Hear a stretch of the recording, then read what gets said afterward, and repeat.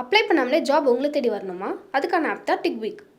TickBig, a one go-to platform for all professionals, freelancers, students, brands and institutions.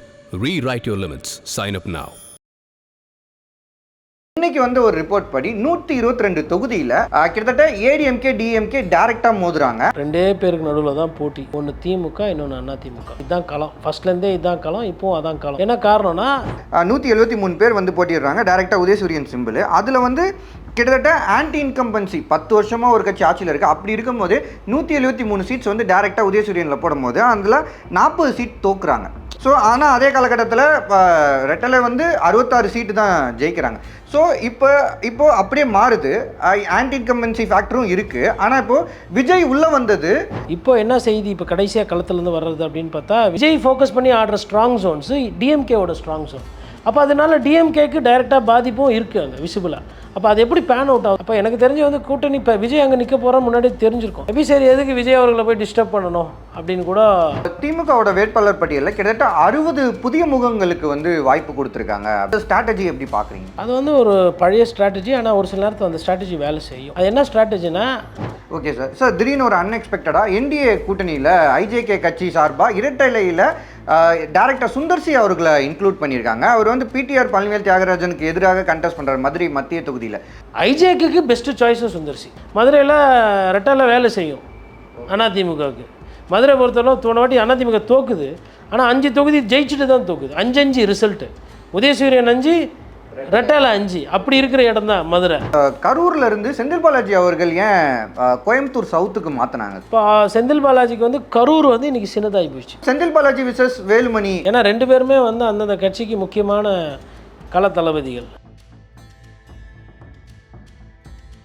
அவங்கவங்க இப்போ ஸ்டாலின் முதலமைச்சராக இருந்தாலும் அவர் குளத்தூரில் நின்று ஜெயிக்கணும். எடப்பாடி பழனிசாமி அதிமுக பொதுச் செயலர் முன்னாள் முதலமைச்சராக இருந்தாலும் அவர் திருப்பி சேலத்தில் போய் நின்று சேலத்தில் ஜெயிச்சு வரணும். அந்த வேலையை பார்க்க போவோம்.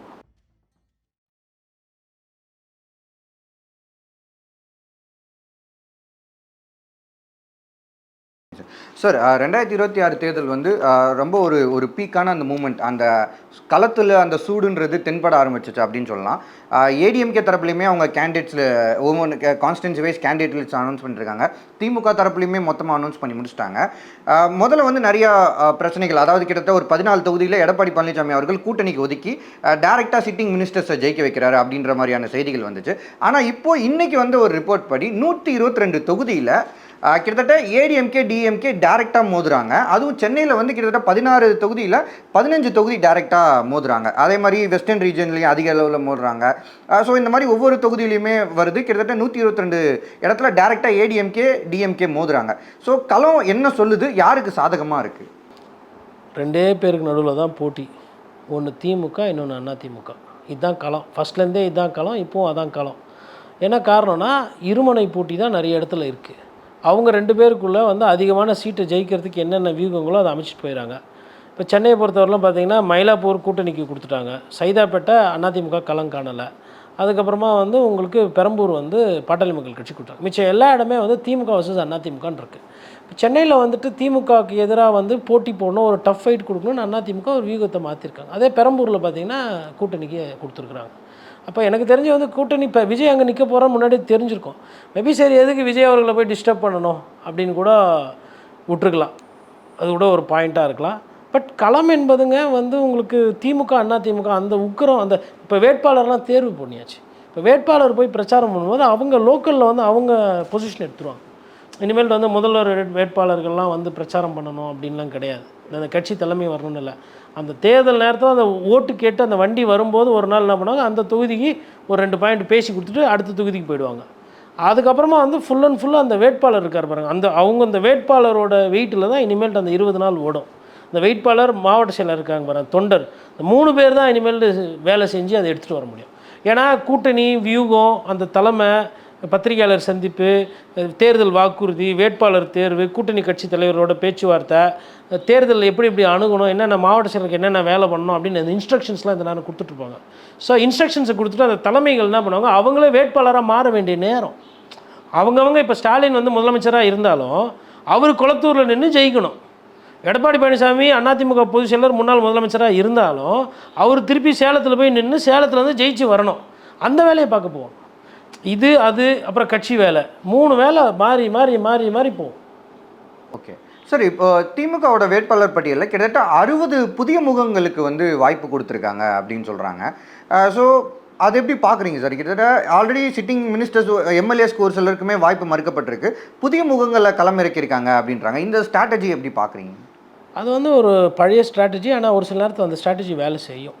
அது என்ன ஸ்ட்ராட்டஜினா, ஆட்சியில் இருக்கவங்களுக்கு கெட்ட பேர் இருக்கும், ஆனால் அதை மறைக்கிறதுக்கு அதை காட்டிக்காமல் அப்படியே ஊடகங்கள் வாயை மூடிக்கிடி அப்படியே எடுத்துகிட்டு போயிடுவாங்க.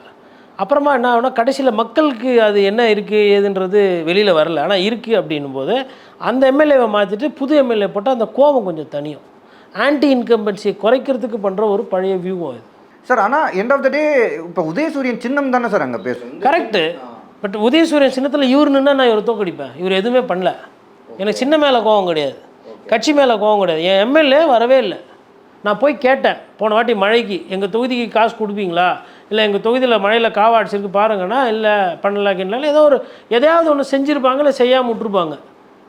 அந்த கோவம் இருக்கும். செஞ்சுருப்பாங்கன்னா அது மக்கள் விரோதமாக எதனா ஒன்று மணல் குவாரி நடத்துறது, சாராயம் கடையை வந்து இஷ்டத்துக்கு விடுறது, எம்எல்ஏ கிட்ட சொல்லியும் வந்து நடவடிக்கை எடுக்கலை, மக்கள் பிரச்சனை எதுக்கும் வந்து பேசலை. அப்போ அந்த கோவம் இருக்கும் இல்லைங்களா? அந்த கோவத்தை எப்படி குறைப்பீங்க? எம்எல்ஏ வேட்பாளரை மாற்றிட்டா, பழைய எம்எல்ஏவை தூக்கிட்டு புதுசாக ஒரு புதுமுகத்தை போட்டால் சின்னம் அதே சின்னத்துக்கு ஒரு உயிரோட்டம் இருக்குது, கட்சி ஆக்டிவாக இருக்குது. அப்போ ஆன்டி இன்கம்பன்சி, அதாவது எதிர்ப்பு நிலை அந்த எம்எல்ஏக்கு இருக்குமே. அதனால் அந்த எம்எல்ஏ மாற்றிட்டா ஒரு சில இடத்துல இது மைனஸாக கூட போகும். உதாரணத்துக்கு இப்போ தாம்பரத்தில் நேற்றுலேருந்து ஒரே பிரச்சனை, எஸ்ஆர் ராஜாவுக்கு தான் சீட்டு கொடுக்கணும்னு சொல்லிட்டு கட்சிக்காரங்க போராட்டம் பண்ணிட்டுருக்காங்க. அதேமாரி கே நகர்லையுமே தனசேகர் அவர்களுக்கு சீட்டு கொடுக்கல. நிறைய இடத்துல வந்து பழைய வேட்பாளர்கள் இல்லை, எக்மோரில் பரந்தாமன் அவர்களுக்கு சீட்டு கொடுக்கல. உங்களுக்கு திருவிகா நகரில் வந்துட்டு அங்கே வந்து ஒரு கவுன்சிலர் ஒருத்தர் இருந்தார், அவர் வந்து தமிழ்வேந்தன் சொல்லிட்டு, அவருக்கு அங்கே செல்வாக்கு ஜாஸ்தி, அவர் பேர் அடிபட்டிருந்து அவருக்கு சீட்டு கொடுக்கல. அப்போ அதெல்லாம் எப்படி போகுது? இது கட்சி சரி செய்யுதா இல்லை கட்சி சரி செய்யாமல் விட போதா நமக்கு தெரியாது. அது தேர்தல் முடிஞ்சவொடனே தான் தெரியும் எது எங்கே வேலை செஞ்சுது, யார் சரியாக வேலை பார்க்கல, இல்லை யார் வந்து இவங்க யோசிச்சது கரெக்டாக, இல்லை மக்கள் சிந்திக்கிறது கரெக்டாக எப்படின்றது தேர்தல் முடிவில். பட் அந்த வியூகம் என்பது அது எப்பயுமே ஒரு சில நேரத்தில் அரசியல் கட்சிகள் எடுப்பாங்க. அம்மையார் ஜெயலலிதா கூட அதை அடிக்கடி பயன்படுத்துவாங்க. Okay sir. சார், திடீர்னு ஒரு அன்எக்ஸ்பெக்டடாக என்டிஏ கூட்டணியில் ஐஜேகே கட்சி சார்பாக இரட்டைலையில் டைரக்டர் சுந்தர்சி அவர்களை இன்க்ளூட் பண்ணியிருக்காங்க. அவர் வந்து பிடிஆர் பழனிவேல் தியாகராஜனுக்கு எதிராக கண்டெஸ்ட் பண்ணுறாரு மதுரை மத்திய தொகுதியில். ஸோ சடனாக எந்த ஒரு எதிர்பார்ப்பும் இல்லாமல் திடீர்னு இவரை இன்க்ளூட் பண்ணுறது எப்படி பார்க்குறீங்க? அந்த தொகுதி ஒதுக்கியாச்சு, அப்போ அந்த தொகுதியில் யாருன்னா ஒருத்தர் போடணும். சுந்தர்சி கொஞ்சம் பிரபலமானவர், சினிமா துறையில் இருந்து நிறைய பேர் பேரை கெடுத்துக்குவாங்க. சினிமா துறையில் இருந்து பேரை கெடுத்துக்காத ஒரு சிலரில் அவரும் ஒருத்தர். ஒரு நல்ல மனிதர், மனிதாபிமானத்துக்கு சொந்தக்காரர். ஆனால் அவர் எதிர்த்து நிற்கிறவர் ஒரு ஜாம்பவான, politically very very strong personality PTR Palanivel Thiagaraj. Not only politically, PTR is a man of sense. PTR knows what politics is more than a politician. So அப்போ அந்த மாதிரி ஒரு ஹெவி வெயிட்டை வந்து சுந்தர்சி எதிர்த்து போட்டிருக்காங்க. மேபி சின்ன ஒண்டி தான் அங்கே ஒரு மூலதனமாக இருக்கும். அப்புறம் சுந்தர்சி அவர்கள் போகும்போது அந்த வசீகரம் இருக்குது இல்லையா, சினிமா துறையில் நடிகராக இருந்திருக்கிறாரு, நிறைய படங்கள் நல்லா ஓடிருக்கு, அது ஓரளவுக்கு அவர் உதவி பண்ணும். பட் ஐசி பழனிவேல் தியாகராஜன் அவர்களுக்கு தான் அங்கே எட்ஜ் இருக்கும். Okay okay. ஏன்னா பழனிவேல் பிடிஆர் வந்து பணம் செலவு பண்ணாமல் போனவர், படுத்துக்கிட்டு ஜெயிச்சவர். சரி, அதனால் 100% அவர் ஜெயிப்பார் அப்படின்னு நான் சொல்லலை. என்னோட அபிமானத்தில் அவர் ஜெயிக்கிறதுக்கு தான் சாத்தியக்கூறுகளும் வாய்ப்புகளும் அங்கே அதிகமாக இருக்கிற மாதிரி கேட்குறேன். காரணம் என்னென்னா, சுந்தர்சி மோசமான மனிதர் அப்படின்றதுலாம் கிடையாதுங்க. 20 நாளாக தான் இப்போ போக போகிறாரு. இப்போ நான் தாவேக்காக்கு சொன்ன அந்த 20 நாள் டைம் இருக்குது பார்த்தீங்களா, அது அங்கே சுந்தர்சிக்கும் அப்ளை ஆகும். மதுரைக்கு சுந்தர்சி என்ன பண்ணியிருக்காரு, மதுரை மக்கள்கிட்ட சுந்தர்சிக்கு எந்தளவுக்கு பரிச்சயம் இருக்குது. பிடிஆர் வந்து அங்கே மண்ணின் மைந்தன், இவர் வேறு ஒரு இடத்துலேருந்து வராரு. என்னதான் ஒரு பிரதான எதிர்கட்சி அதிமுகன்ற ஒரு வெற்றி சின்னத்தில் நின்னாலும் மதுரையில் ரெட்டால வேலை செய்யும் அதிமுகவுக்கு. மதுரை பொறுத்தவரை போன வாட்டி அதிமுக தோக்குது, ஆனால் 5 தொகுதி ஜெயிச்சுட்டு தான் தோக்குது. 5-5 ரிசல்ட்டு. உதயசூரியன் 5, ரெட்டால 5, அப்படி இருக்கிற இடம் தான் மதுரை. அதில் மதுரை மத்தியில் வந்து அவங்களுக்கு இருக்கிற ஒரு கூட்டணிக்கு கொடுத்துட்டாங்க. ஐஜேக்கு பெஸ்ட்டு சாய்ஸும் சுந்தர்சி. இப்போ பேச முடியுது இல்லை. இப்போ இங்கே வந்து வேறு யாரோ ஒரு சுந்தர், அந்த சுந்தர் யாருன்னே தெரியல, அவர் நின்னாருன்னா அது கதை வேறு, இன்னும் மோசமாக போகும். இப்போ சுந்தர்சின்னும் ஒரு பிரபலமானவர், மேபி குஷ்பு கூட போய் தன்னோட கணவருக்காக ஒரு 3 நாள் பிரச்சாரம் பண்ணலாம், அதனால் கொஞ்சம் ஓட்டுகள் கிடைக்கலாம், ஒரு ஒரு ஒரு ப்ரெஷர் கொடுப்பாங்க. பிடிஆரை வந்து மற்ற தொகுதி போய் பிரச்சாரம் பண்ண முடியும், அங்கேயே ரெஸ்ட்ரிக்ட் பண்ணுவாங்க. அந்த மாதிரி லாஜிக்குலாம் கரெக்டு. பட் கூட்டி கழிச்சு பார்க்கும்போது இட் இஸ் அட்வான்டேஜ் பிடிஆர். நம்ம ஏன்னா ஒரு விஷயம் ரொம்ப தெளிவாக இருக்கணும், யதார்த்தத்தை பேசிட்டோன்னா வரலாறு நம்மளை தப்பாக சொல்லாது. ஓகே சார், இன்னொன்று கரூர்ல இருந்து செந்தில் பாலாஜி அவர்கள் ஏன் கோயம்புத்தூர் சவுத்துக்கு மாற்றினாங்க சார்? ஆக்சுவலாக ஏன்னா அவரோட முக்கியமான இடம் அது. டிஎம்கேக்கு கோயம்புத்தூரை வந்து விரிவுபடுத்தணும், அந்த பகுதியில் நம்ம டிஎம்கேவோட கட்டமைப்பை பில்ட் பண்ணணும் அப்படின்ற ஒரு இது இருந்தது. அவங்களுக்கு அந்த ஐடியா இருந்தது ரொம்ப காலமாகவே. ஆனால் இப்போ வந்து அந்த குறிப்பாக கரூர்லேருந்து செந்தில் பாலாஜியை மாற்றிருக்காங்க அப்படின்றது அதை எப்படி பார்க்குறீங்க? 3 கோணமாக பார்க்கலாம். ஒன்று, செந்தில் பாலாஜி அவர்கள் களப்பணியை கொஞ்சம் சிறப்பாக ஆற்றக்கூடியவர். ஊழல் குற்றச்சாட்டுலாம் இருந்தாலும் கட்சியை நடத்துறது, கட்சிக்காரங்களை எப்படி கைக்குள்ளே போட்டு அருமையாக எடுத்துகிட்டு போகிறது, வேலை பார்க்குறதெல்லாம் அவர் நல்லா டிட்டோ பண்ணுவாங்க. இப்போ செந்தில் பாலாஜிக்கு வந்து கரூர் வந்து இன்றைக்கி சின்னதாகி போயிடுச்சு. செந்தில் பாலாஜியோட strength, stamina is more than Karur. So அதை வந்து தலைமை உணர்ந்து என்ன பண்ணுது, நீங்கள் வந்து இன்னும் கொஞ்சம் எக்ஸ்ட்ரா ஏரியா எடுத்து வேலை பாருங்கள் பாலாஜின்னு சொல்லிட்டு அவர் ப்ரொஃபைலை ஏற்றுறாங்க. அப்போ அடுத்த ரீசன் பார்த்தா இது வந்து திருச்சி பார்டரில் வருது. திருச்சிக்கும் கோயம்புத்தூருக்கும் என்ட்ரி பாயிண்ட்டு. அது அப்படியே மேலே பார்த்தீங்கன்னா உங்களுக்கு கோயம்புத்தூர் ஜோன் வருது. ஸோ கோயம்புத்தூரை நீங்கள் ஆப்ரேட் பண்ணுங்கன்னும் போது அப்போது வெறும்னே ஆப்ரேட் பண்ணுறதை விட நம்மளே அங்கே வேட்பாளராக போனால் கோயம்புத்தூர் அரசியலும் கண்ட்ரோல் பண்ணலாம், கரூர் அரசியலும் கண்ட்ரோல் பண்ணலான்றது செந்தில் பாலாஜி கணக்கு. அப்போ ஸ்டாலின் அவர்களோட கணக்கு வந்து ஒரு நல்ல செயல் வீரரை வந்து மேலே ஏற்றி மொத்த ஜோனும் ஆடணுன்றது அவரோட கருத்து. பட் இது 2 ப்ளஸ்ஸு. மைனஸ் ஆகிறதுக்கும் ஒரு வாய்ப்பு இருக்குது. என்னென்னா, கரூரில் இருந்து ஒரு அரசியல்வாதி வந்து கோயம்புத்தூரில் அரசியல் பண்ணுறதை கோயம்புத்தூர் அரசியல்வாதிகள் விரும்ப மாட்டாங்க. 1. ஸோ அரசியல்வாதிகள் ஒண்டி கிடையாது. அரசியல்வாதிகள்லாம் நான் வந்து திமுகவில் இருக்கிற அரசியல்வாதிகளும் சேர்த்து தான் சொல்கிறேன்.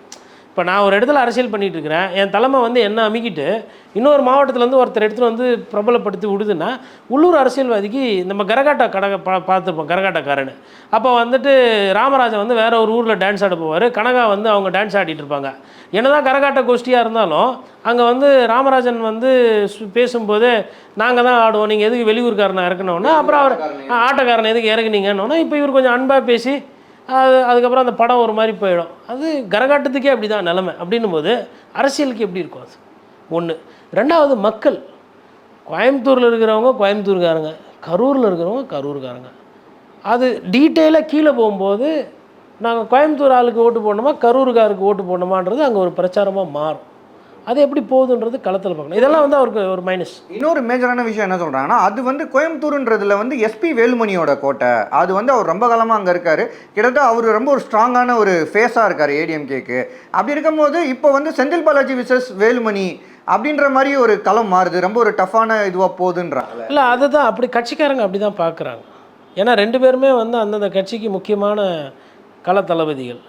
ஓகேங்களா? அதுவும் எஸ்பி வேலுமணியை பொறுத்தவரை ஒரு எடப்பாடி பழனிசாமிக்கு பக்கபலமாக கூட நிற்கிற ஒரு நபர்.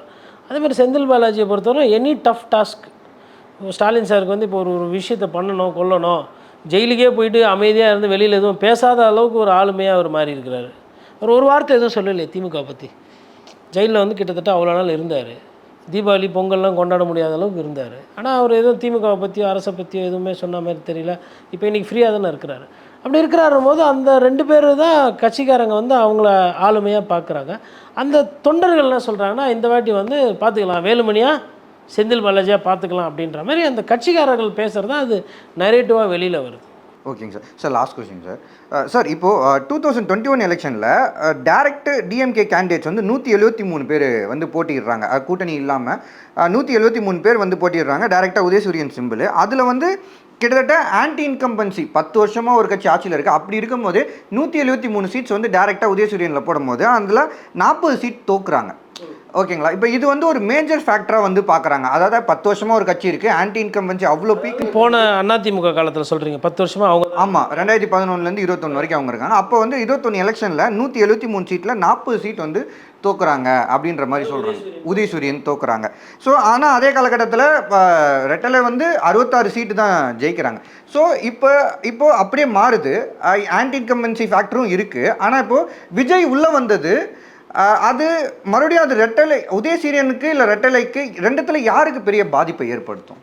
அது ரொம்ப கடினமான ஒரு கேள்விங்க. அதாவது முதல்ல என்ன எதிர்பார்த்தாங்கன்னா, அதிமுக ஓட்டை இவர் பிரிப்பார், அதனால் திமுக அட்வான்டேஜ் ஃபஸ்ட்டு பேசப்பட்டது. காலப்போக்கில் என்ன ஆகிப்போச்சுன்னா, விஜய் எல்லாரும் ஓட்டையும் எடுக்கிறாருன்ற மாதிரி இருக்குது. இப்போ என்ன செய்தி இப்போ கடைசியாக களத்துலேருந்து வர்றது அப்படின்னு பார்த்தா, விஜய் வந்து திமுகலையும் திருச்சியிலையும் ஃபோக்கஸ் பண்ணுறாரு. அது வந்து திமுகவோட கோட்டை. அப்போ திமுகவோட கோட்டையில் விஜயோட பர்செப்ஷன் ஜாஸ்தியாக அந்த இடத்துல அவர் டிஎம்கேவை டேமேஜ் பண்ணால் டிஎம்கேக்கு சிக்கல். போன வாட்டி ஜெயிச்ச மாதிரி ஜெயிக்கிறதுல சிக்கல் வரும். ஏன்னா 3 பேர் சண்டை போடும்போது யார் வேணால் குறுக்கில் பூந்து ஜெயிப்பாங்க. இப்போது போன வாட்டி வந்து ஜெயக்குமார் தோக்குறாரு, போன வாட்டி சத்யா தோக்குறாரு. இப்போ விஜய் உள்ளே பூந்து திமுக ஓட்டை கொஞ்சம் எக்ஸ்ட்ராவாக எடுக்கிறாருன்னா டி நகர் சத்யா ஜெயிக்கிறாப்பில் ஜெயக்குமார் ஜெயிக்கிறாங்க. க்ளோஸ் மார்ஜின் வருது பாருங்கள் சென்னையிலேயே, அதாவது சென்னை திமுகவோட கோட்டை என்று பேசப்படக்கூடிய இடத்துலையே வருது. இப்போ ஒருவேளை இனிக்கோ இறுதிராஜ் தோக்குறாரு, விஜய் ஜெயிக்கிறாருன்னா திமுகவுக்கு ஒரு ஓட்டு மைனஸ் தானே. பெரம்பூரில் போன வாட்டி ஆர்டி சேகர் டிஎம்கேக்கு ஒரு ப்ளஸ், இப்போ விஜய் அங்கே போய் நிற்கிறவன் டிஎம்கேங்க அது ஒரு மைனஸ். அப்போ விஜய் வந்து இந்த 2 இடத்துல நிற்கிறது. இப்போ இதே விஜய் கோயம்புத்தூரில் போய் நிற்கிறாருன்னா அங்கே அதிமுகவை தாக்குவார். எந்த கட்சி ஸ்ட்ராங் ஜோன் வந்து விஜய் ஃபோக்கஸ் பண்ணி ஆடுற ஸ்ட்ராங் ஜோன்ஸு டிஎம்கேவோட ஸ்ட்ராங் ஜோன். அப்போ அதனால டிஎம்கேக்கு டைரெக்டாக பாதிப்பும் இருக்குது அங்கே விசிபிளாக. அப்போ அது எப்படி பேன் அவுட் ஆகுதுன்னு பார்க்கணும். இப்போ நான் என்ன புரிஞ்சுக்கிறேன்னா போன வாட்டி 3 இல்லை 4% தான் இருந்தது வித்தியாசம் யாருக்கு, அதிமுகவுக்கும் திமுகவுக்கும். விஜயோட வருகையினால அந்த மார்ஜின் இன்னும் குறைஞ்சிரும், குறையும்ன்றீங்க? இன்னும் குறையும். அதாவது 2500 ஓட்டு 3000 ஓட்டு இவ்வளோ ஓட்டில் தான் நிறைய பேர் ஜெயிப்பாங்க தோப்பாங்க. இது 5000 ஓட்லேயே கிட்டத்தட்ட ஒரு 40 பேர் வந்து வித்தியாசம் வந்துச்சு. 5000 வந்து 10000 ஓட்லேயே. இந்த வாட்டி வந்து 5000 ஓட்லேயே வந்து ஒரு 60 பேர் வித்தியாசம் வரும். 500 ஓட்டில் போகிறது 1000 ஓட்டில் போகிறதுலாம் இந்த தேர்தலில் பார்ப்போம். 1000 ஓட்டு நீங்கள் சொல்கிற மாதிரி ரொம்ப க்ளோஸாக வரும்ன்றீங்க. ஆனால் அதில் வந்து யாருக்கு அது எட்ஜுன்றது நம்மளால சொல்ல முடியாது அப்படின்ற மாதிரி. இப்போது 70% மக்கள் வந்து ஆல்ரெடி முடிவு பண்ணியிருப்பாங்க யாருக்கு ஓட்டு போடணும்னு. 70% மக்கள் முடிச்சிடணும். இந்த மிச்சம் 30% இருக்காங்க இல்லையா, இந்த 30% பப்ளிக் எப்படின்னா அந்த வேட்புமனு தாக்கல் பண்ணிவிட்டு பிரச்சாரத்துக்கு வேட்பாளர் வராங்க இல்லையா, அப்பத்துலேருந்து பார்ப்பாங்க யார் வேட்பாளர் எப்படி வராங்க, எந்த வேட்பாளர் நமக்கு மூஞ்சி பிடிக்குதா, நல்லா அணுகுமுறை இருக்கா, வணக்கம் கேட்குறாரா, இல்லை அப்படியே காரில் அப்படியே கண்ணாடி உள்ளே அப்படியே அப்படியே கும்பிட்டுன்னு போகிறாரா, அதெல்லாம் பார்ப்பாங்க ஜனங்க. இல்லை வேட்பாளரே வரல அப்படின்னா வராத ஆளுக்கு எதுக்கு ஓட்டு போடணும்னு கேட்குற ஆள் இருக்குது. அது தலைமை பிடிக்கும். ஓட்டு கேட்டே வரலையே, தொகுதி பக்கமே பார்க்கல, இப்போவே பார்க்கல, ஜெயிச்சிட்டா உன்னை பார்க்க முடியுமா? அந்த யதார்த்த கேள்வி இருக்கு இல்லையா. நீ விசிலில் நில்லு, குக்கரில் நில்லு, எதில் வேணால் நின்றுக்கோ, நான் உன்னை பார்க்கணும்ல, என்கிட்ட வந்து ஓட்டு கேட்கணும் இல்லையா. அந்த யதார்த்தத்தை பார்ப்பாங்க. சீமான் அண்ணன் பேசுகிற பேச்சு எனக்கு பிடிக்குது, ஆனால் சீமானோட வேட்பாளர் என் தொகுதியில் வந்து எங்கள் தெருவில் ஓட்டு கேட்கணும்ல, நான் அதை விரும்புவேன்ல. வந்தால் ஓட்டு கன்ஃபார்மு, வரலன்னா இல்லை. இது மாதிரி களம் மாறும். இதில் வந்து ஒரு 15% இப்படி பார்த்து ஓட்டு போடுவாங்க. மிச்ச 15% வந்து அந்த லாஸ்ட்டு 2-3 நாளில் முடிவு பண்ணுவாங்க. இந்த சத்தம்லாம் அமைஞ்சு இதை தருவேன் அதை தருவேன், அத்தை பண்ணுவேன் இத்தை பண்ணுவேன், அவர் செய்வார்களா நீங்கள் செய்வீர்களா, அவர் ஊழல்வாதியா இவர் ஊழல்வாதியா, இவர் அவரோட பி டீம் அவரோட பி டீம், இந்த சத்தம்லாம் ஓஞ்சி எப்பாடா அப்படின்னு இருக்கலாம். அப்போ ஒரு 15% முடிவு பண்ணுவாங்க. இந்த 30% இருக்கு பாருங்க, இந்த 30% தான் ஆட்சியை முடிவு பண்ணுறது. ஃபஸ்ட்டு ஒரு 15%, கடைசியில் ஒரு 15%. இந்த அது கடைசியில் இருக்கிற ஆக்சுவலாக 16%. இது 14னா அது 16%. இதுதான் குரூஷியலான டைம். இப்போ அந்த ஃபேஸ் தான் போயிட்டுருக்கு. பட் என்னென்னா அந்த ஃபேஸ் வர்றதுக்கு முன்னாடியே அதிமுக பின்தங்கி இருந்த அதிமுக முன்னாடி வந்துடுச்சு, ஈக்குவல் கிட்டத்தட்ட வந்துடுச்சு. இன்றைக்கி திமுக ஆளுங்கட்சி அப்படின்றத தாண்டி அதிமுக வந்து நிறைய விஷயங்கள் சரி செஞ்சு முன்னாடி வந்து நிற்குது. சமதளத்தில் தான் போகுது, எப்படி வேணால் போகும் தேர்தல். சார் ரொம்ப பொறுமையாக நிறைய முக்கியமான விஷயத்தில் உங்களோட கருத்தை பதிவு பண்ணிங்க சார். நேரம் ஒதுக்குறதுக்கு நன்றி. நன்றி.